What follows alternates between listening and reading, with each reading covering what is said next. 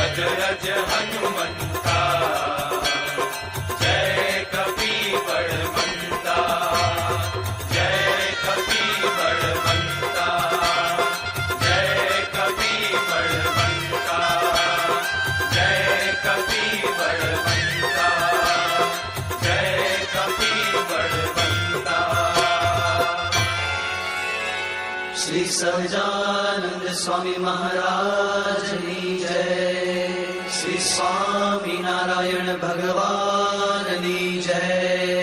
શ્રી લક્ષ્મીનારાયણ દેવની જય. શ્રી ગોપીનાથજી મહારાજની જય. શ્રી કષ્ટભંજન દેવની જય.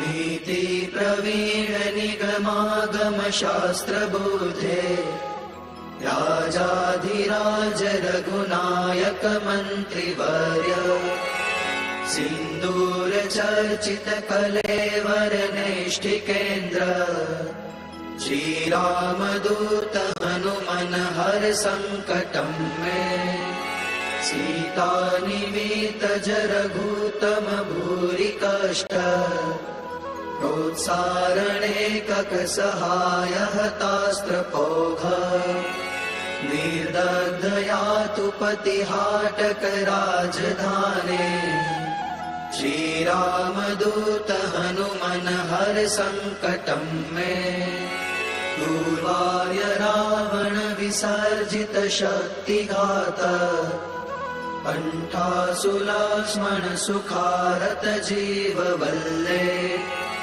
द्रोणाचलानयन नंदित राम पक्ष श्री रामदूत हनुमन हर संकटम में रामागमोक्ति तरित बंध्वयोग दुःखाब्धिमग्न भरतार्पित पारिबर्ह नामाङ्घ्रि पद्म मधुपी भवदन्तरात्मन् श्रीरामदूत हनुमन हर संकटं मे वातात्मकेसरि महाकपिराटदीय भार्याञ्जनी पुरुतप फलपुत्र भाव ताक्षोर्पमोचित वपूर्वल तीव्र वेग श्रीरामदूत हनुमन हर संकटं मे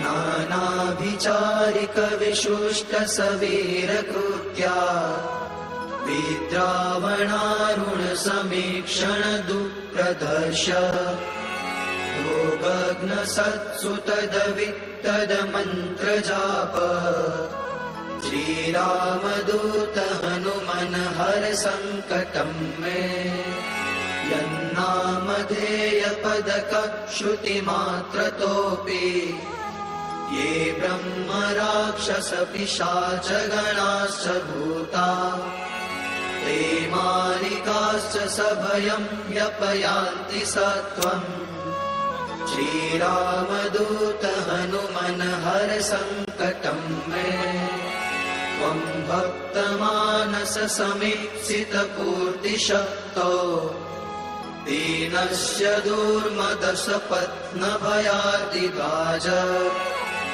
इष्टं ममापि परिपूरय पूर्णकामा श्रीरामदूत हनुमन हर संकटं मे श्री कष्टभंजन देवनी जय.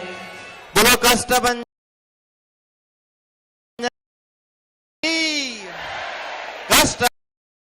कष्टभंजन देव की स्वामीनारायण भगवान की जय श्री राम.